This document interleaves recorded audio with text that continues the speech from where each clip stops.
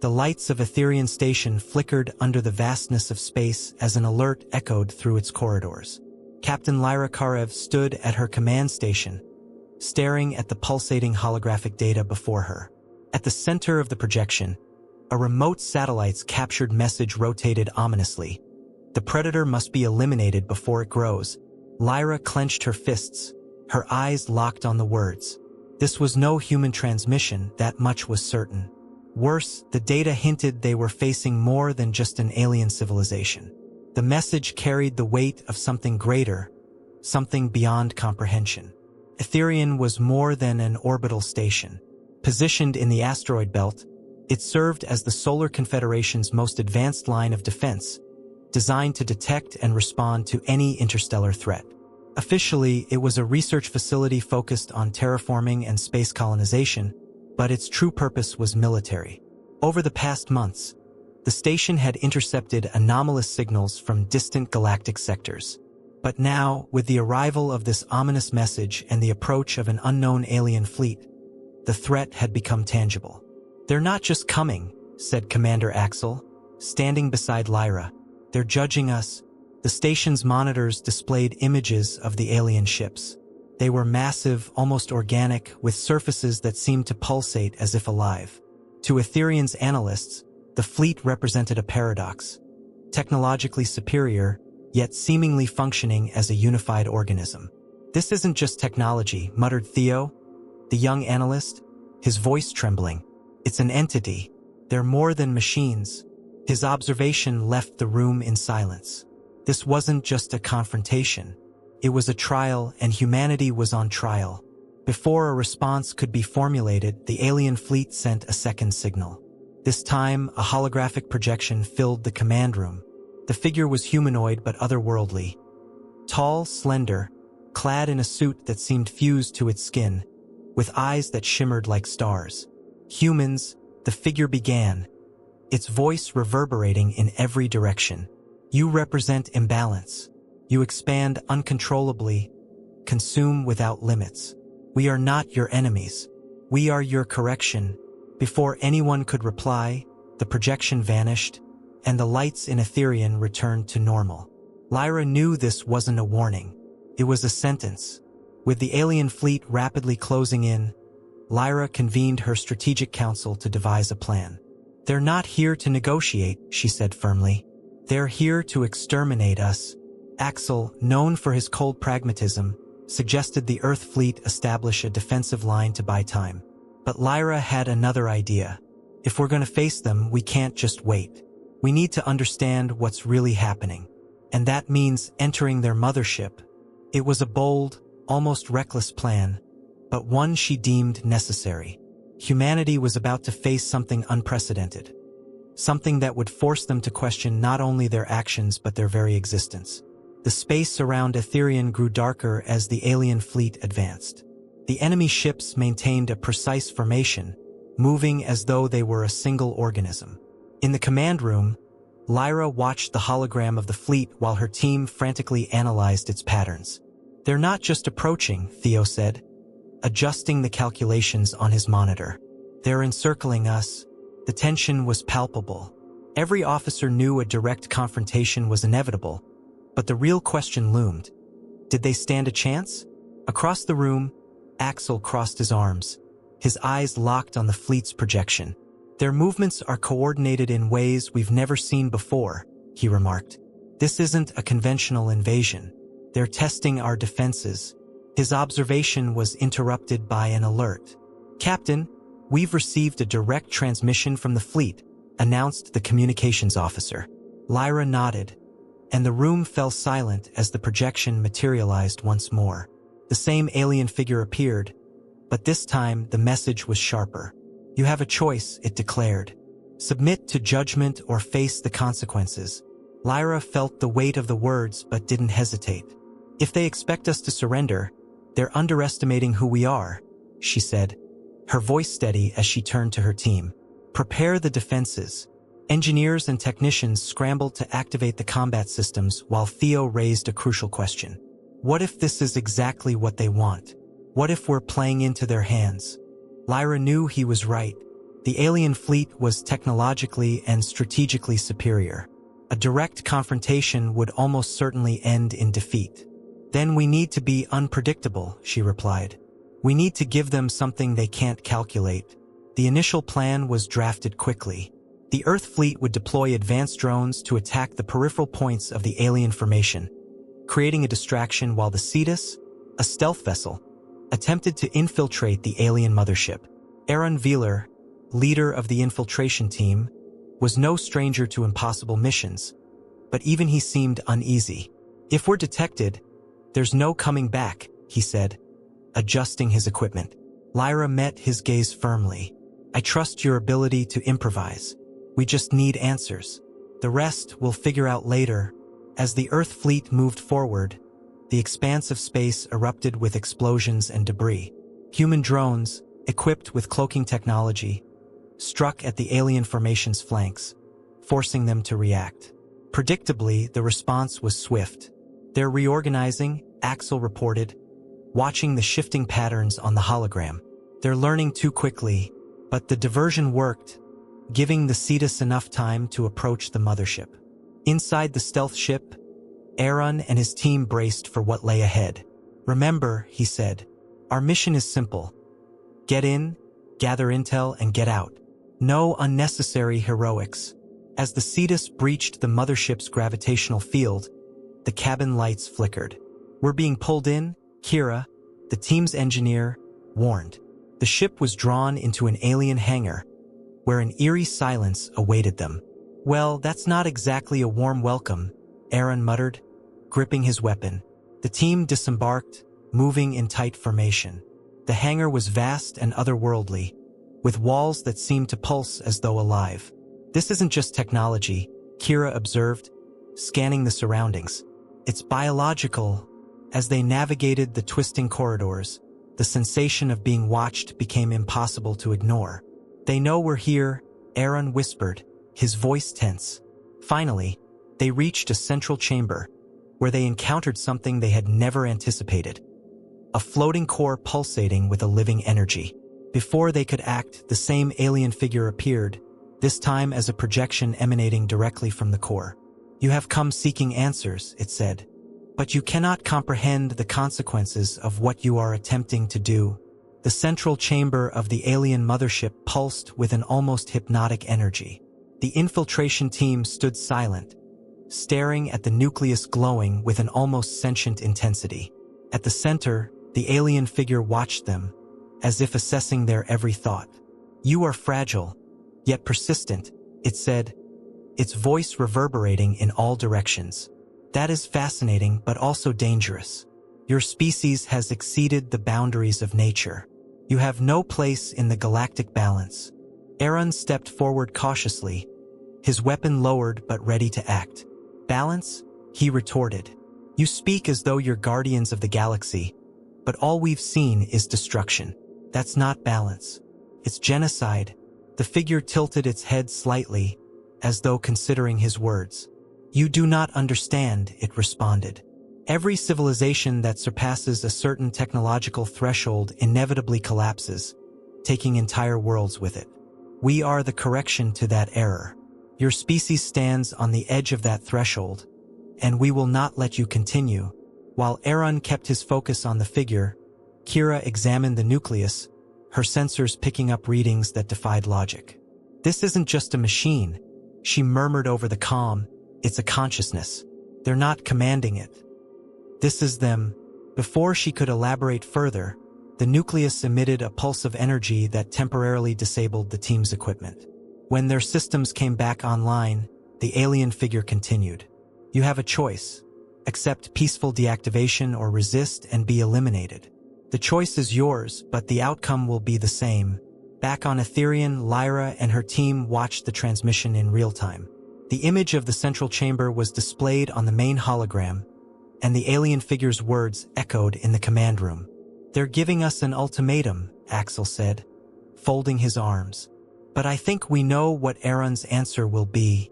Lyra, however, was fixated on the nucleus. If that's a central consciousness, maybe we can disable it. But we'd need to do something they don't expect. Something unpredictable, Meanwhile, aboard the mothership, Aaron made his decision. "We're not perfect," he said, locking eyes with the figure. "But that doesn't mean we don't deserve a chance to improve. We're not a mistake that needs correcting." Signaling his team, he activated a hacking device Kira had prepared, projecting a pulse directly into the nucleus.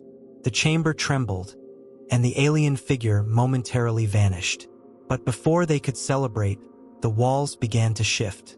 "They're reacting," Kira said, working frantically to access the systems. "We need to move fast." The nucleus began emitting waves of energy that made movement increasingly difficult for the team. Alien drones emerged from the walls, attacking with surgical precision. Aaron and the others fought to hold them off as Kira worked tirelessly to complete the hack. "Just a few more seconds," she shouted as an explosion nearly knocked them down. Finally, the device completed its sequence, and the nucleus began to weaken.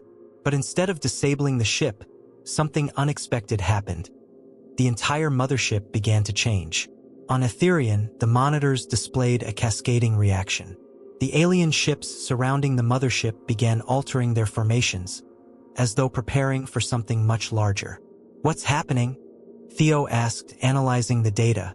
"It's like the nucleus is dividing itself, redistributing energy across the fleet." Lyra's face hardened with realization. "They're not trying to defeat us here. They're adapting. They're forcing us to react while preparing something we can't stop." Back on the mothership, the team managed to escape the central chamber, but the situation grew more dire with every second. The corridors began shifting and morphing, as if the ship were alive and trying to trap them. "They're hurting us somewhere," Aaron said, scanning for an escape route. Kira, examining the device she had just used, made a chilling discovery. The hack didn't disable the nucleus. It triggered a different phase. "We've helped them evolve." Aaron stopped in his tracks, processing the information. "Then we need to finish what we started," he said resolutely. "If we don't fully disable them, Earth won't stand a chance." Contacting Lyra, he explained the situation. "We have an opportunity, but it's risky. We need to access the core of the ship, but it's heavily fortified with drones." Lyra knew time was running out. "Do whatever it takes," she replied. "The Earth fleet is giving everything they've got to buy you time. Don't waste it." With humanity's fate hanging by a thread, Aaron and his team pushed toward the heart of the mothership. The nucleus challenged them at every turn, but their determination was unwavering. What awaited them at the core would determine the future of humanity, but it could also mark the beginning of the end. Aaron's team advanced cautiously through the shifting, living corridors of the alien mothership. The distant hum of approaching alien drones was a constant reminder of the danger that surrounded them. "They're not throwing everything at us," Aaron muttered, his voice steady but tense. "They're hurting us where they want us." Kira, sweating as she adjusted her scanning device, nodded in agreement. "These corridors aren't normal. They're alive, and they know we're here." Back on the Etherian, Lyra watched every move of the team through increasingly unstable transmissions. The alien fleet surrounding the mothership had shifted formation, creating a nearly impenetrable defensive shield. "They're protecting something," Axel observed, analyzing the patterns. "It's as if they know the core is vulnerable. But why would they take such a risk?" Lyra didn't respond immediately. She knew the answer was more nuanced than it appeared. "Because they still believe they can defeat us," she finally said. "They trust too much in their superiority." Aaron's team finally reached what appeared to be the heart of the mothership. The space opened into a massive chamber, with walls pulsing in hues of blue and gold. At the center, a colossal structure floated, radiating energy in waves that made the air feel heavy. "This is the real core," Kira said, her sensors picking up extreme readings.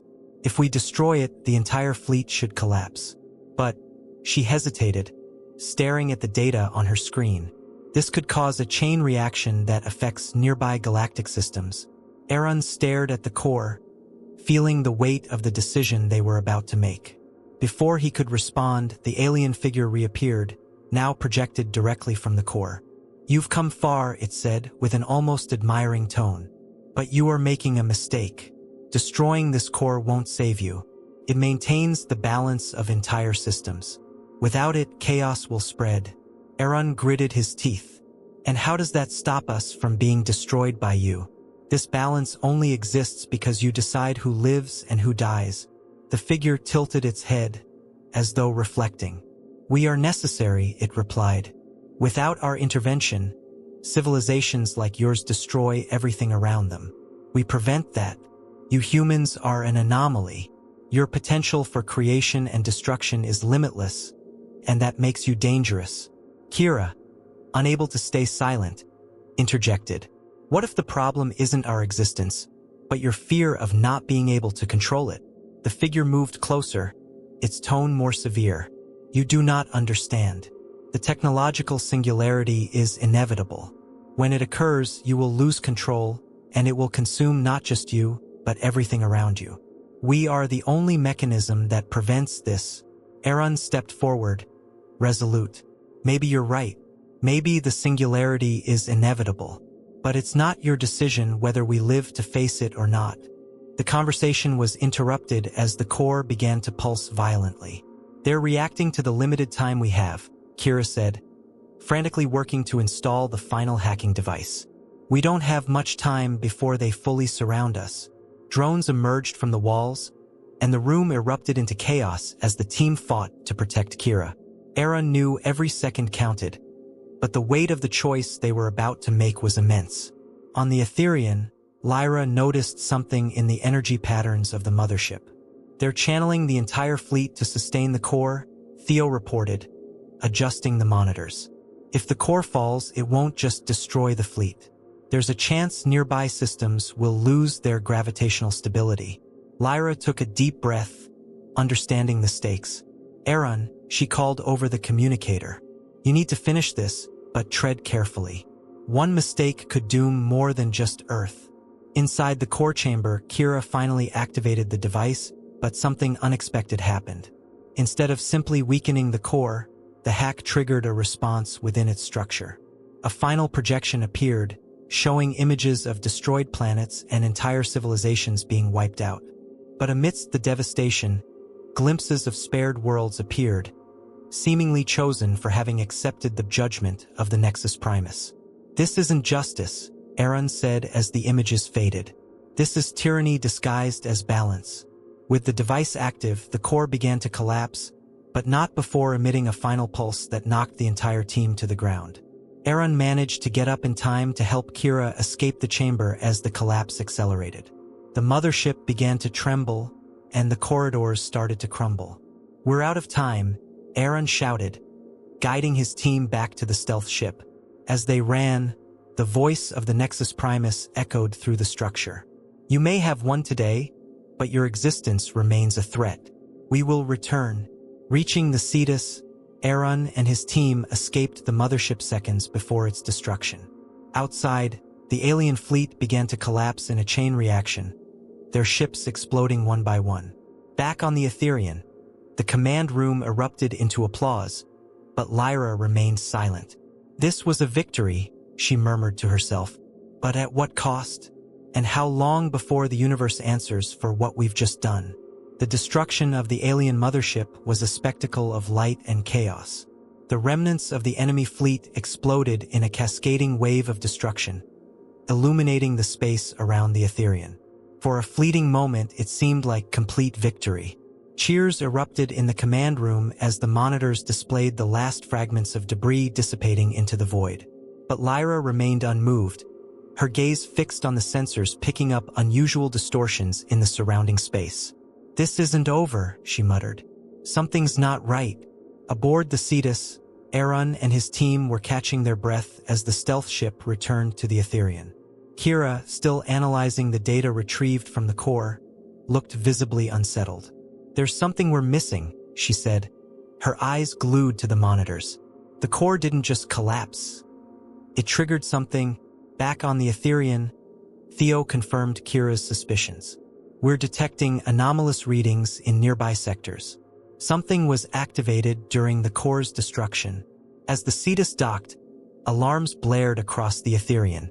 A new transmission was received, not a direct message, but fragmented signals emanating from multiple points across the galaxy. Lyra ordered the signals to be decrypted, and what they uncovered was alarming. The collapse of the Nexus Primus had sent an alert to other alien networks scattered across the galaxy. They weren't unique, Theo said as the data materialized in holograms. The Nexus Primus was just one part of something much larger. The revelation silenced the command room. The victory they had just celebrated now felt insignificant in the face of what lay ahead. If that alert went out, Axel said, breaking the silence, then we've just declared war on something we don't even fully understand. Lyra took a deep breath, processing the gravity of the situation. We didn't have a choice, she replied. But now we know Earth can't fight this alone. We need allies. Aaron, now in the command room, stared grimly at the holograms. If they have other networks, it means other civilizations have faced the same judgment as we have, he said. And some of them might have survived. Kira, still poring over the data, spotted something intriguing. The signals aren't just an alert, she said. There's a response. It seems like some of these systems are active and reacting to the Nexus Primus collapse. As they analyzed the data, it became clear that the destruction of the Nexus Primus had created a ripple effect. Not just of destruction but also of potential liberation. Some of the civilizations that had been subjugated by the alien network now had a chance to break free. This is more than a war, Lyra said, gazing at the star maps. It's an opportunity. We can unite these civilizations and face what's coming together. Before they could strategize their next move, a new threat emerged. Sensors detected a massive energy signature forming at the center of the alien fleet's debris field.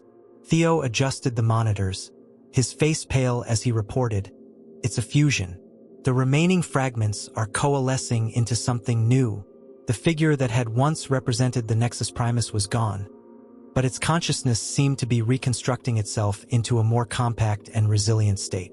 Lyra knew they no longer had the resources to face a renewed threat. "We're vulnerable," she said, turning to Axel. "We need to get out of here now." With their fleet exhausted and defenses critically weakened, Lyra ordered a strategic retreat. "This isn't a defeat," she said, trying to maintain morale. "We're buying time to prepare." As the Etherian and the surviving ships withdrew from the battlefield, a sense of unease lingered. In a quiet conference room, Aaron broke the silence as he sat across from Kira.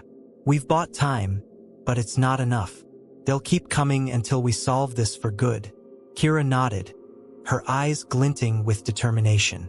"Maybe it's time we stop reacting and start acting.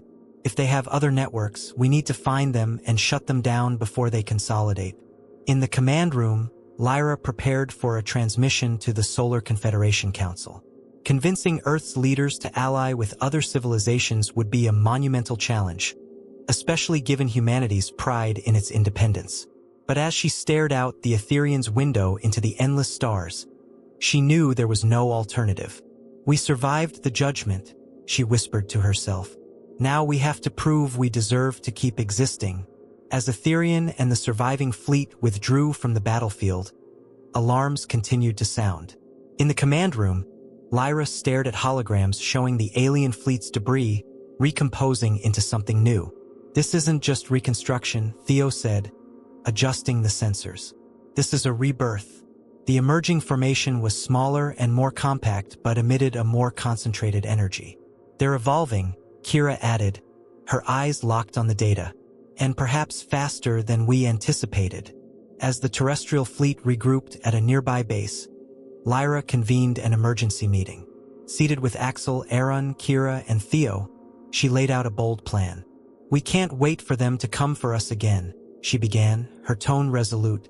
"If these alien networks are interconnected, we need to find and disable them before they unite. That means leaving our comfort zone. We need to take the fight to the galaxy." Axel, ever the pragmatic strategist, agreed with the idea but voiced a critical concern. "Earth barely survived this first battle," he said. "If we go searching for these networks, we'll be leaving our planet vulnerable to further attacks." Lyra nodded, acknowledging the risk. "That's why we need allies," she replied.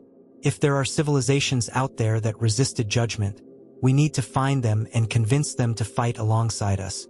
Using the signals detected after the Nexus Primus collapse, Theo charted an approximate map of systems that had responded to the event. These are scattered across multiple sectors, he explained, pointing to holograms. Some of these signals are faint, meaning those civilizations might be in ruins. But others are strong. This could be our best chance at forming an alliance. Aaron, who had remained silent, finally spoke.